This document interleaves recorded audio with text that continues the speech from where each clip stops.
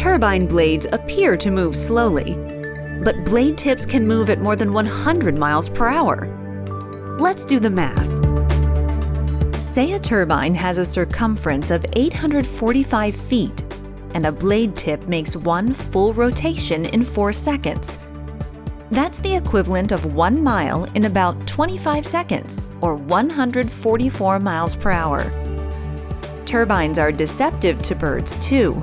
Flying by night or unable to judge the turbine blade's speed, birds perish by the thousands at wind energy facilities each year, including golden and bald eagles. Let's put wind turbines in the right places to minimize bird deaths. Learn more at abcbirds.org/birdsmartwind.